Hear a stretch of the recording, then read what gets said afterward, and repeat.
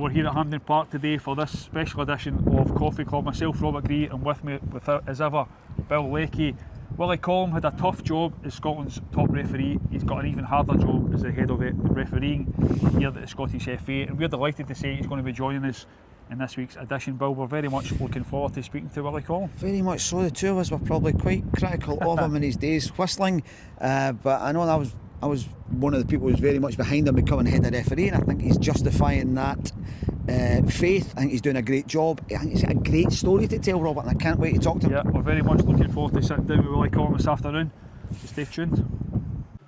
Well, hello and welcome to this week's special edition of Coffee Club. Myself, Robert Grieve, Bill Leckie as ever, and this week's special guest, Willie Collum. Willie, great to see you. Great, I'm looking forward to speaking to the two of you, really looking forward to it. Bill, I cannot believe after all the years of criticism you've given this man that he's agreed to sit down with us. What can I say? Every saint has a past, every sinner has a future. I'm delighted for Willie to be here. I was, for all that, and you're right, when Willie was refereeing, I was very critical sometimes, but I thought as soon as we were looking for a new head of refereeing, this was the man. And I think he's proven himself right. Yeah, I remember you writing that. Willie, you've been in the job, what, 9 months now? Yep. How are you finding it? Well, firstly, I'm going to get back to Bill. I was going to get him to write the reference for me. I think he did in an article, so that was really good. No, I'm enjoying it. You know, it brings its challenges as well, as you can imagine, but the positives far outweigh the negatives. I'm really, really enjoying it. I feel as if as well, though, this is a good opportunity to give something back to refereeing. You know, all the years you spend on the pitch, you know, and you're being coached by other people. Now it's my chance to try and bring that kind of experience to the referees and support Scottish refereeing, and in the wider sense, support Scottish football as well. Yeah, because you were a referee for a long time. Was it a big decision for you to step away from that, or was the time right with your legs giving up on you? I was saying, you know, to a couple of people recently that my legs I was getting tired. 31 years on the pitch, you know, all the training, it takes effect on you. But if I'm being honest, Robert, really honest, when Crawford said he was leaving, obviously I was interested, but I had a real dilemma because I love refereeing and I'm always really honest about that. I loved being in the pitch.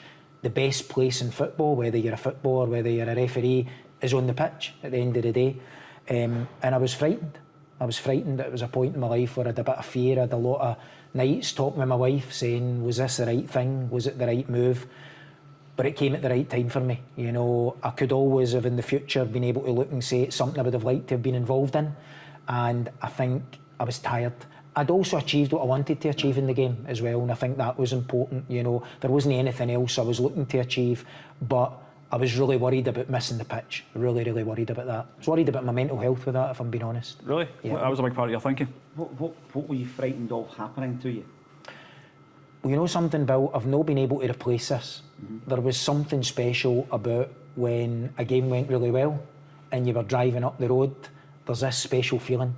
You know, you just feel on top of the world. It was great. And even in this role, with all the benefits that come with it, all the, you know, the hard work you put in and you see the success of other people, you can't really quite replicate that feeling, you know. And I think being out, running about, making decisions, obviously when I was in the pitch as well, I had another job, and my job in education, and, you know, the education job took you away for refereeing, and refereeing took you away for your everyday job. So there was a balance there.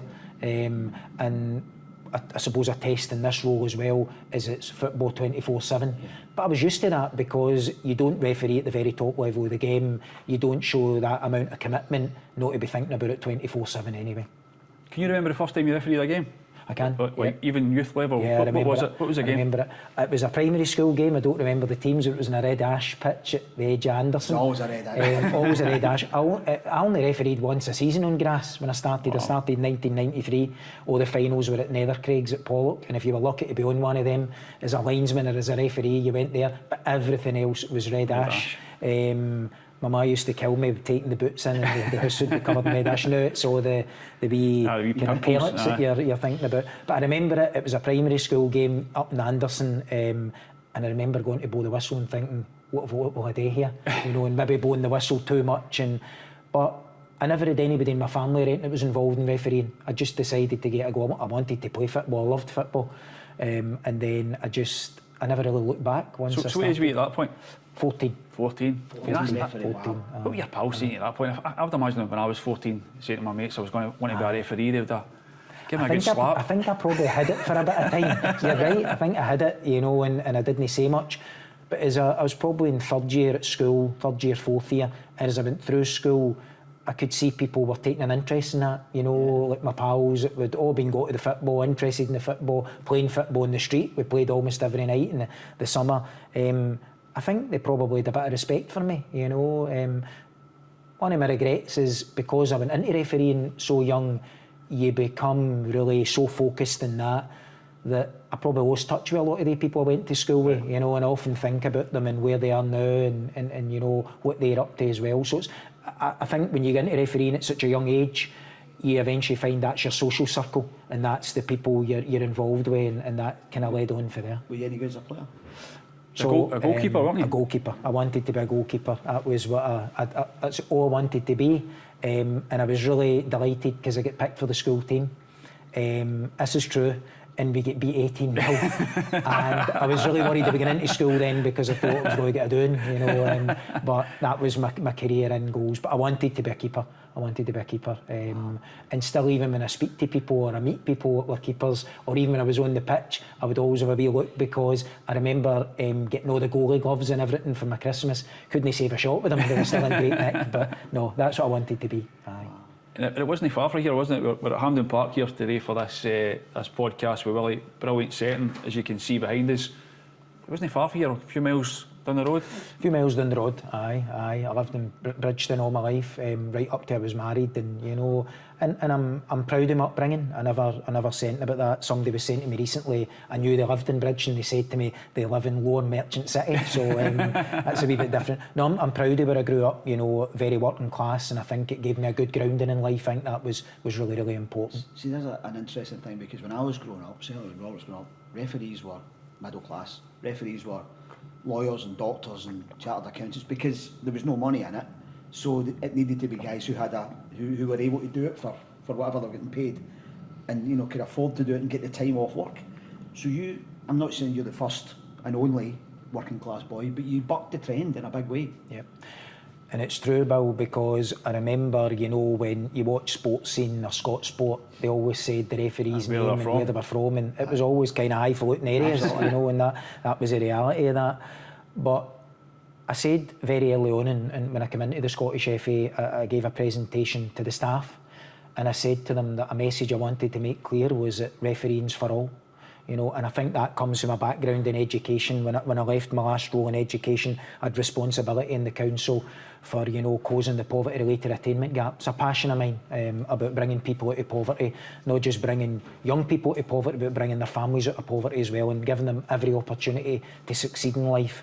And I think that had a big effect on me, and that's why I think refereeing now, it's not about, you know, you need to be a lawyer or a doctor. That door's open to anybody. I also don't care, you know, what your job is, what your background is, where you live either. You know, if you're good enough, we'll get you there. Yeah, that's something that has to change. You think, how do you go about changing that then? What is it you do? Just make it open to everyone, just try and encourage younger people from every background to try and get involved in it? We're doing a lot of work just now around about recruitment, because somebody said to us recently, if somebody wants to become a referee in Scotland, a lot of people think, how do you go about it? You know, we've set up in 84 secondary schools in Scotland, you know, the refereeing award. So we hope that people take that, particularly in the senior phase of their education, you know, that they then go into that, take up refereeing. There's also a financial benefit, because for what it would take, a part-time job for a student or something, you know, you would earn the equivalent refereeing, you know, in a youth or an amateur game. And sometimes that's a kind of taboo. We don't like to talk about that, but we should encourage people to look at that's another option for them as well.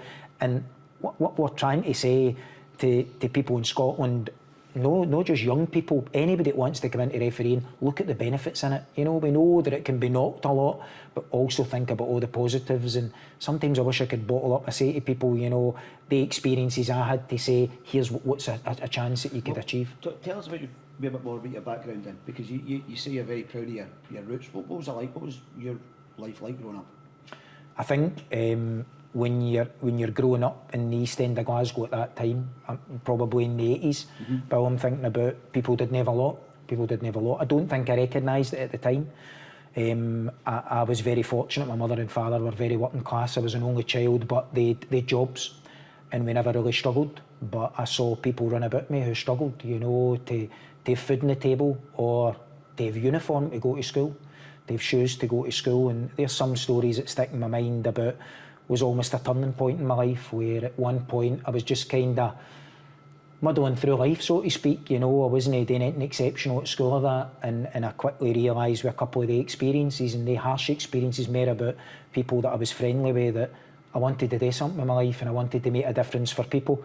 And I genuinely mean this. Whilst I don't live in the East End of Glasgow now, I'm proud to represent the people of the East End of Glasgow. Maybe they won't be very proud of me, but I think that's an important thing for me. And as I say, people probably, when they see referees, they don't see the real person behind that. They see a figure, they see somebody running about. I was tagged often enough in the pitch about the school teacher approach, you know, and that's an easy get out for people to say that. No, it wasn't Bill, no. But I think they don't see the real person. But all the things I experienced early in my life helped build me as a person, and I also think it gave me a lot of resilience. You know, we spoke before, Willie. You told us a story at the time about your pal, one of your pals, and something that resonated with you.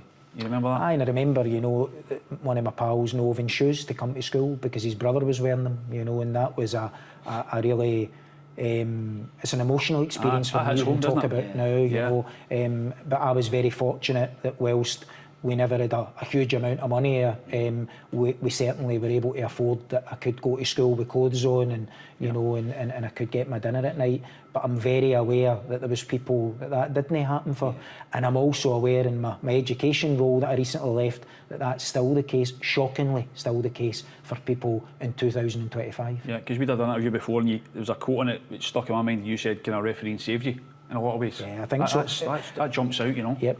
You know, I grew up at a time as well, there were a lot of gangs, there were a lot of drugs, there were a lot of drink, you know, and there was a lot of distractions in life that would have taken you in different directions. For example, I remember meeting recently Robert Snodgrass, you know, and Robert grew up maybe... He's a great example. Robert grew up, you know, maybe about half a mile from where I was. I was in Robert's brother's class at school, and Robert was saying to me, remember, we didn't have shoes and we didn't have this, you know, but it's all right to say that. I don't ever like people to think, oh, you've come for this. No. I don't like that.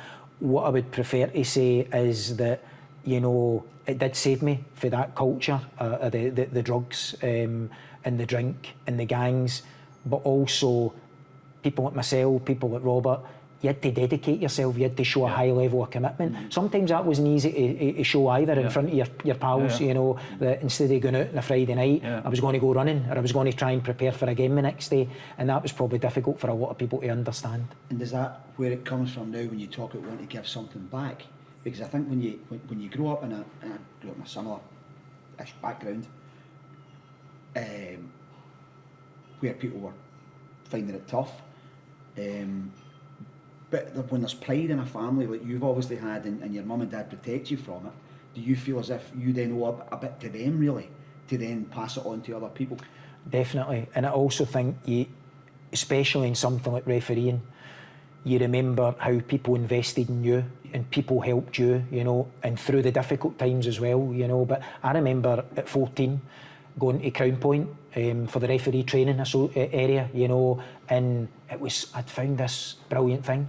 I used to hate it if there was any week out of the 52 weeks in a year that the training wasn't on, because it was a safe space for me, and people invested in me, people recognised something in me. A bit like I always look back as well, that so did teachers, even if I didn't recognise it at the time. I remember, you know, a PE teacher in particular. I wasn't very good at PE, I have to be honest, but I remember them saying to me about the refereeing and sticking in, and you know, and I remember going to referee my first Old Firm game, and that PE teacher contacting me, and that meant a lot to me, you know, that he could see, and as well as people who've achieved playing the game, there was another avenue I haven't done, you know, and people recognised that. I think you said before as well that you're at the Euros or World Cup maybe, and you were literally about to walk out and you almost had a flashback to your life. It's absolutely true. I was in Marseille, France, Albania, 86,000 people in the velodrome in Marseille. I was in the tunnel, and suddenly I thought to myself, I don't remember anything about the game. I don't remember anything about the national anthems or walking up these steps. But there's a wee set of steps in the tunnel in the Velodrome at Marseille. And I remember thinking back when I passed the referee's exam in 1993, the classes were held every Monday night, 7 o'clock to 9 o'clock, up in Strathclyde Uni. And my mother used to take me in the bus, walk me up there. She would go home, wash the dishes. She would go home and tidy up for the dinner, get the bus again back up and pick me up, and then we would go back, walk down to Argyle Street, and we'd get the bus along the road. But what I remember that night, I compare it at Strathclyde Uni, where I did it was just the venue that the Glasgow Association used, was on Montrose Street. Yeah, now, if you've ever tried to walk up Montrose Street, run up it, or even get a motor going down it, it's no the easiest of hills to go up, and that's the street I thought of, because that's where it all started. And I thought back to myself, all the people would have helped me in that journey, you know, at that time. That's an incredible. That's like talking about mental health stuff about anchors, and you know, you hear a song and it takes you back to when you first heard it. That's brilliant. That right there must have been such an amazing feeling inside you. It was incredible. It was incredible. You know, and you think of your family as well. My mother was very unwell at the time with Alzheimer's. She was dying. She died that year, and that was a significant moment for me. You know, that I kind of regret that she didn't see me there. You know, she was here, but she didn't see me, and that's something that probably is quite painful for me even to this day. Yeah, that's something that's difficult for a lot of folk dealing with that sort of thing. How did you get through something like that? Your mum's obviously not here anymore. I found it difficult, Robert. When I look back, I had a difficult experience in the lead up to Euro 2016, and I'll tell you a bit about that because I didn't referee well. I was appointed to the Euro in December 2015. Immediately in the midweek, I was appointed in the midweek. Immediately in the Saturday, I refereed Falkirk v Rangers, and I was terrible, absolutely terrible. And then the January, I refereed a Monday night game, Inverness Aberdeen, terrible. And it went from bad to worse. Every week I was going out trying harder, and it was getting worse week on week. I think lots of people in sport can relate to that. Sometimes I even tell referees in our going through a hard time, the harder you try, the worse it gets. Yeah. And sometimes the right thing is to come out of the firing line. And John Fleming, who was the head of refereeing at that time, took me out for 3 weeks, and I really resented it. I didn't think it was right. No, I think it was right. Hang on. It was right. But I go back to your original question. I thought at the time the refereeing was a distraction away from what was going on with my mother. But actually what I needed was time out. Yeah. What I needed was time out. It wasn't a distraction because it was always in my mind. Also, I'm an only child, so I was having to help my dad a lot. And seeing my mother in that position, it was really, really difficult, you know. But at the time, I didn't feel, you know, sometimes in life you love football so much that sometimes I'm no frightened to say you've almost at times in your life put football ahead of anything. And at that point, you know, the Euro, the carrot was dangling, but it worked for me because it was a harsh lesson in John Fleming and what he did to me. But he was right, and I actually went to Euro and I refereed well. But I was really apprehensive going to Euro, no because it was a world stage and you were looking at what was happening. I was worried, what will be the reaction back in Scotland if I don't represent as well here? You know, that's the thing, isn't it, Bill?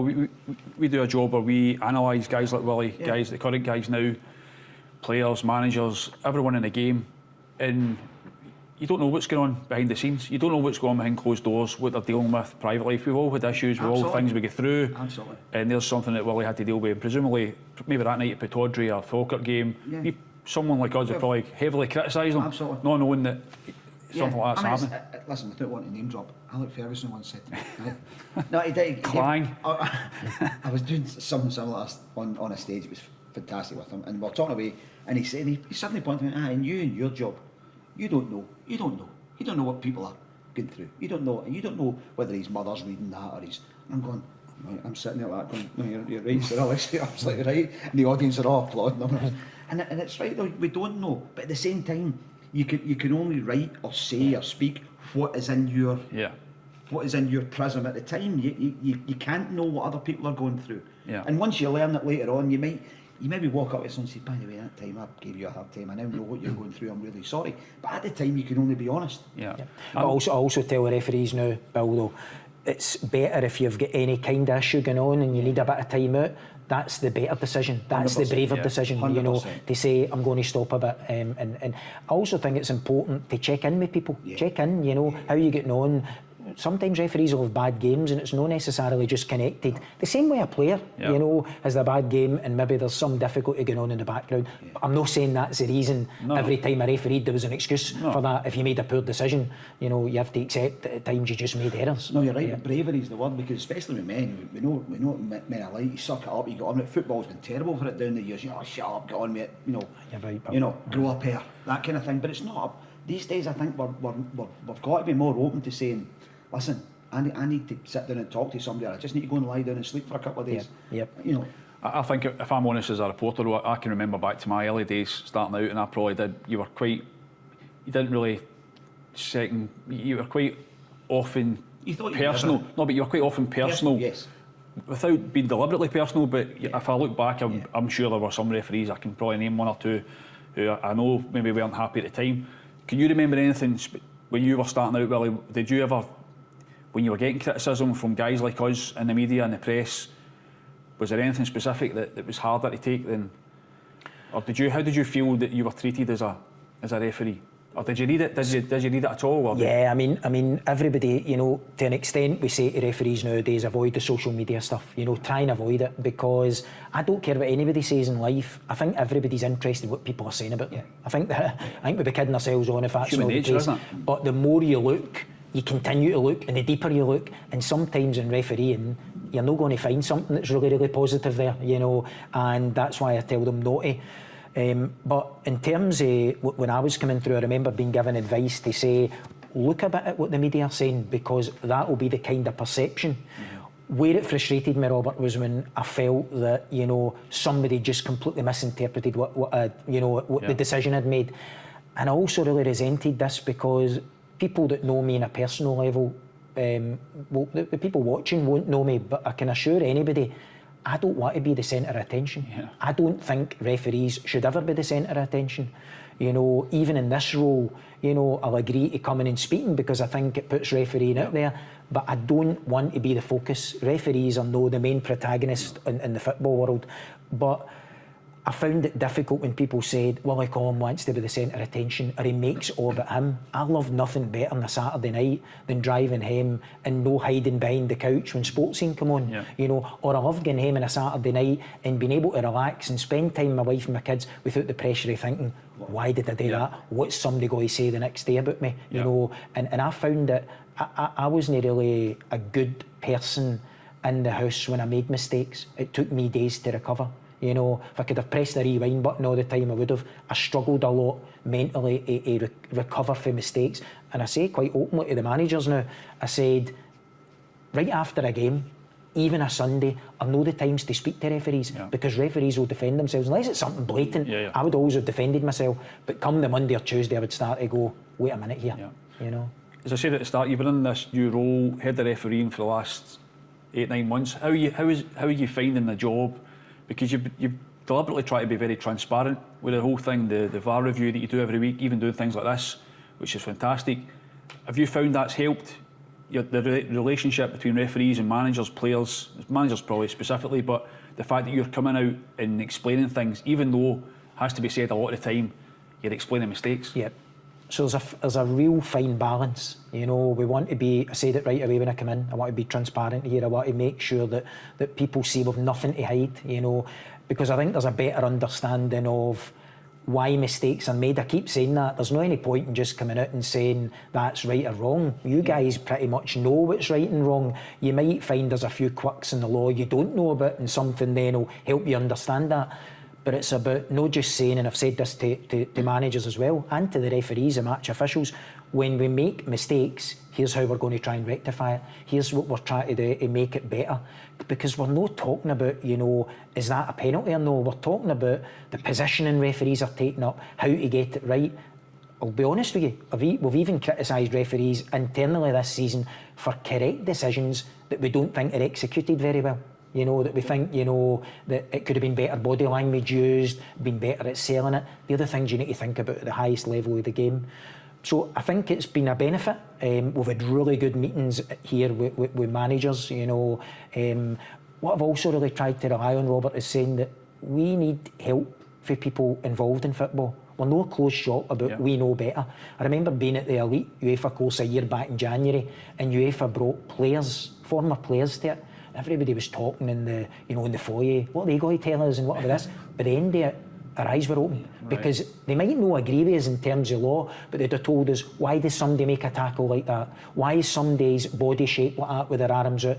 That's where the KMI panel's been very helpful, because, you know, the former players, former managers have been able to say to us, you know, think about this, think about that. And there's some decisions we think we're categorically clear on, and then we listen to them.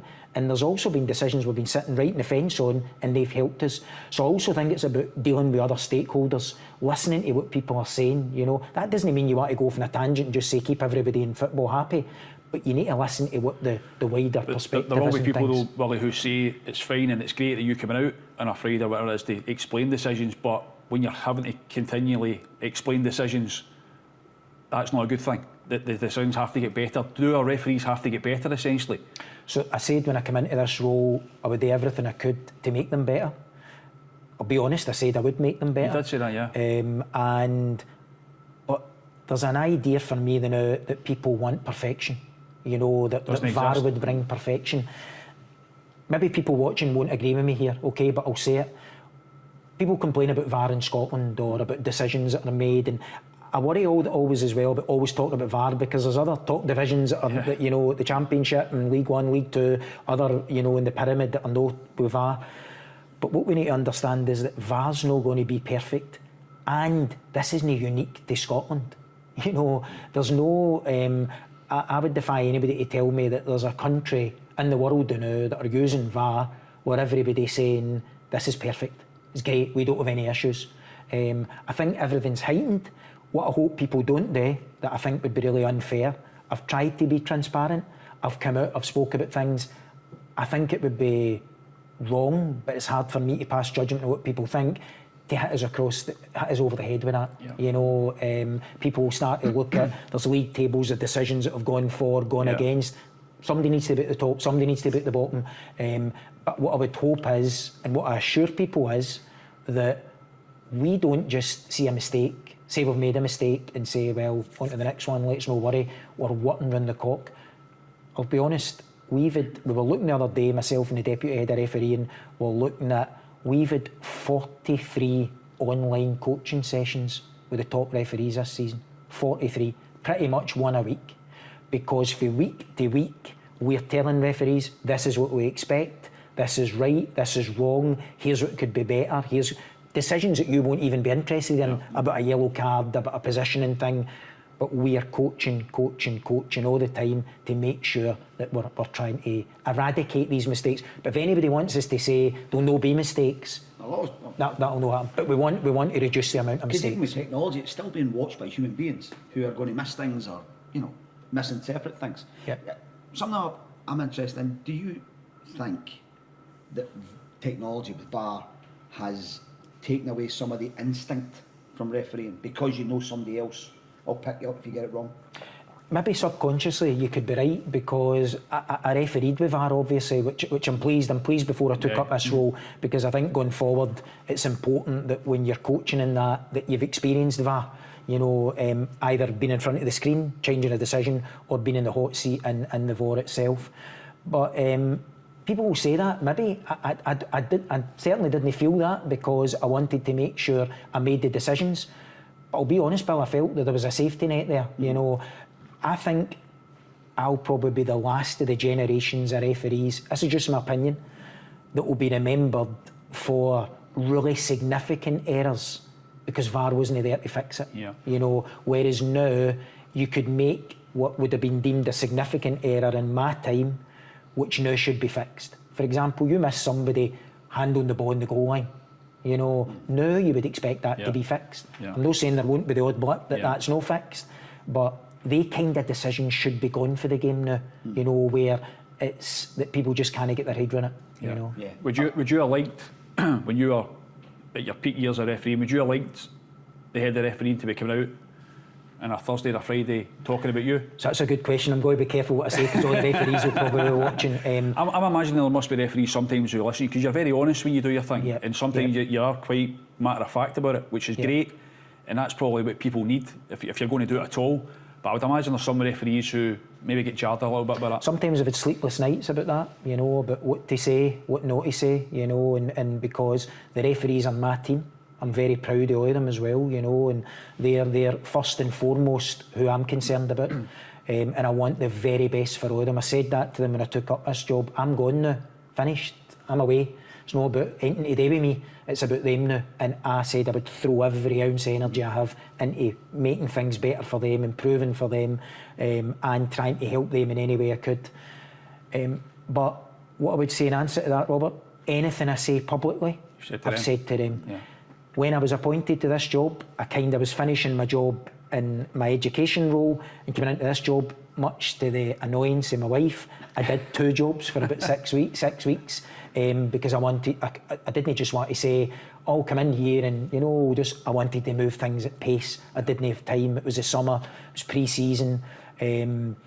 But I took the top referees in the country to a meeting. I locked them in a room, literally, and I showed them about 60 clips for last season. And I said, I think about 59 of them were handballs. And I said, where do we want to be going forward? Then I would take that to the clubs. You know, I had to start somewhere. I had to get the feelers out. What are people looking for? But when I was in that room, I said, guys, what do you want me to do here? We've got a chance to come out, be transparent, and they supported me. But have you then on the back of the VAR review that you do, picking up the phone the next morning saying, come on, help me out here, you've chucked me under the bus a wee bit, no? No, because I don't think I have. You know, I know a few people have said that I've, you know, in the media perhaps, I've thrown people under the bus. I've no.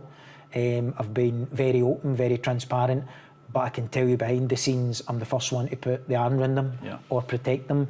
And do you know why? Because I've been there. I've made equally as bad errors as they've, if no worse, and I know what it's like.